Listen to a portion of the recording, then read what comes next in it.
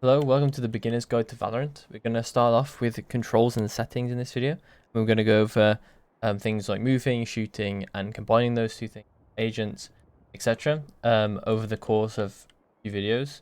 But the first thing is controls and settings. So first things first, we're going to look at controls first.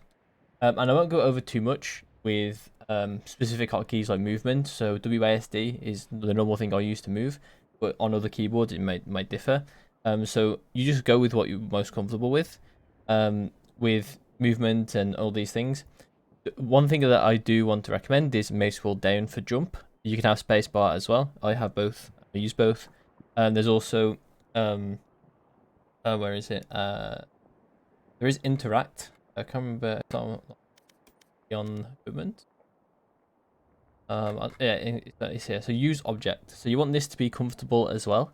And the reason being is because you're going to need this when you when you're on maps with ropes. You're going to need to be comfortable with this button to move around on the ropes efficiently. The other thing is to use a spike plant to defuse, then you're going to want to make this comfortable as well. I happen to be comfortable with the default, which is 4, and also drop equip open. You're going to be doing this a lot as well. You want to make this comfortable. I happen to be with the default, but you can change that however you want to. One thing I did also change around was the abilities for me. The reason being is because Q is right next to my movement keys, right? And I only use my ring. I use my ring finger to hit A and Q. And the thing is, I used to play Jet a lot, and from time to time I still do. And when I play Jet, I want to dash same time as moving left, and I was unable to do that basically because I would have had to have my ring finger on 2 different keys, and I found it very uncomfortable to use my middle finger on Q. So I changed it to C, where I press it with my thumb. So things like that you want to be trying to make sure like iron out with even individual settings. So you can see I have raise here, and raise you can see has C and Q swapped. The reason being is because this is actually default, I'm pretty sure. But the reason being because I wanted my movement ability, where I needed to do a lot more movement, basically, with WASD, away from the blast pack hotkey, so then I could press this with my thumb, and I can still use WASD freely. So that's something you want to be keeping in mind when you're looking at hotkeys. And all the rest, like mainly with hotkeys, for a bit comfort. You want to be just the most comfortable with how you use your keyboard, things like that, right? And so now we're going to go into like more general settings, and this is important for there's definitely some subjective stuff here, but there's also some objective stuff here that you need to make sure you have on or off. I will go over video and stuff as well.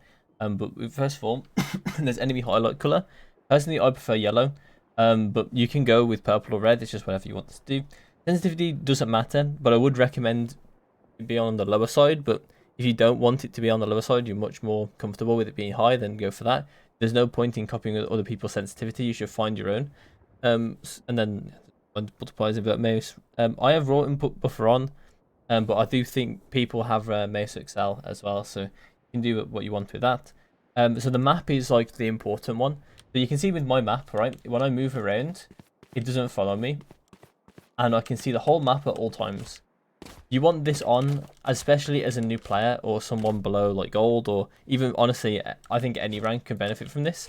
You may see pros have like really zoomed in maps with like moving around. That's because they use this CS.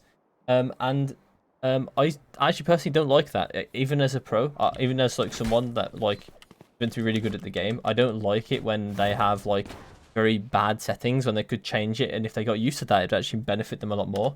So what I like is I like to put it on fixed and it always stay the same.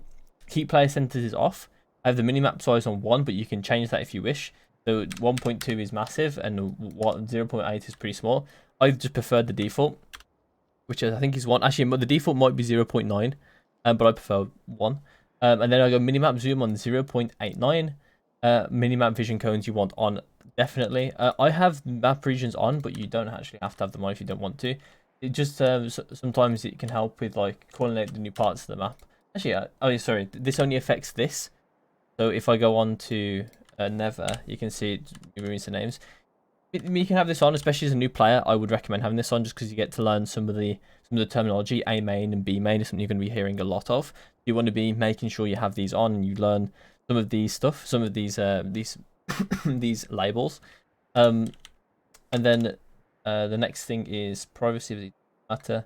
And then there's first person handedness, which is personal preference. You can always show the inventory if you want. I prefer it on, but you can have it off if you want. Player load is always visible. Also, I would personally have it off because it clutters the your screen quite a bit. But it's on by phase anyway, so it just helps you a bit in solo queue. It's not really. I personally have corpses off, but you can have corpses on. I think overall this helps the clarity of the game for me. And also show blood, I personally think has more clarity for me.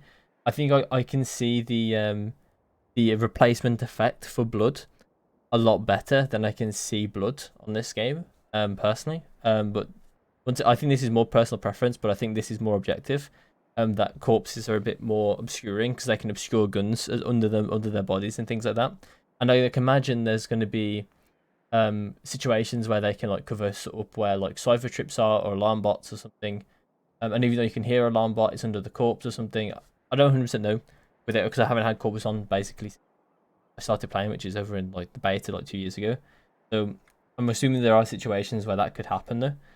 So I always have it off. You want bullet traces always on. You can have a spectator count on or off, it doesn't matter. I personally had it off because back when I first started playing I had immense anxiety about other people watching me, but I've just got it off now still. And then all the rest I haven't really messed with. Next one is crosshair. So I personally have I've had a lot of crosshairs over the years, but I personally always use this one since the first champions basically. The reason being is I think Zeke used this one on that tournament, and people refer to it as the CNED crosshair, but I'm pretty sure Zeke did it first. I've been using that ever since. He played really well in that tournament, so that's the reason why I started using it, and I haven't stopped since. I've from time to time I've gone to like a square or something, or I'll have like this is my normal. So this is what I used to use. It's like Shroud's old crosshair. This is a dot.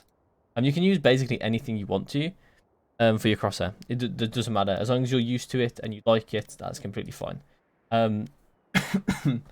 That's it. So video settings. There's not much to really go over aside from graphics quality. If you just want to play for fun, that's completely fine. And using this guide just to like understand what the game is all about and like just kind of like getting the basics, then you can just go with whatever. And honestly, you can do that anyway. Personally, I think low makes the most sense because I get the most FPS. And also, I think it's the clearest out of all of them. I have I think it's vignette off.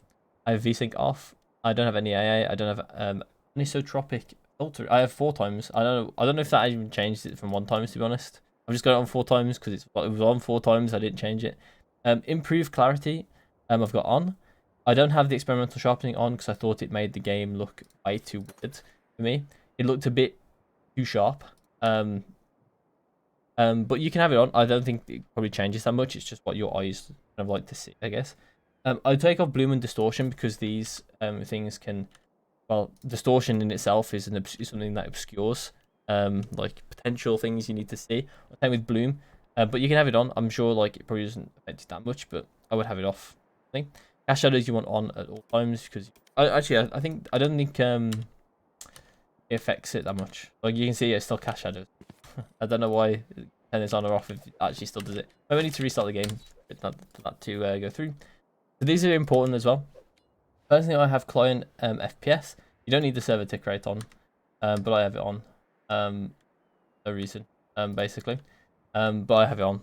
You don't need to have it on. The one I would recommend having on for sure is client FPS. I would then also want to have network, RTT, and packet loss just to see like my ping at the top left and packet loss. This is especially good if you're like on like a somewhat unstable connection, and you can see when you're lagging, you can see when you're not lagging, and you can sort of like start fighting, when you're not lagging, when you're lagging, that sort of stuff. And then you look pocket loss total, just so I know how much I've lagged during the game sometimes. And this is the most important one for all of them is shooting error. So I always have graph only. I don't think X. Well, it does kind of mean anything. You can see. Wait. You can see the degree of error up there, but I just had the graph. So the graph, to read the graph, we'll go over this on the shooting one to read the graph, but essentially I'll just go over quickly now actually. So the orange means that I was standing still when I shot, and the shot is accurate, and blue means that it wasn't accurate. Basically, you don't want to see, so when you're shooting, you don't want to see any blue on there. Essentially is all that is. I did not mean to tab it. Okay, and then we got audio. Basically all up to you. Guaranteed you need stereo on, and I personally like HRTF. I thought it made a better difference for me, but I've seen people have it off as well, so you can do what you want with that. Voice chat, you want to make sure you have a mic, sure, and you want to be able to make sure you can hear it. And that's it for the controls and the settings. Fairly fast video. Try to make this quite brief. So I'll see you in the next one.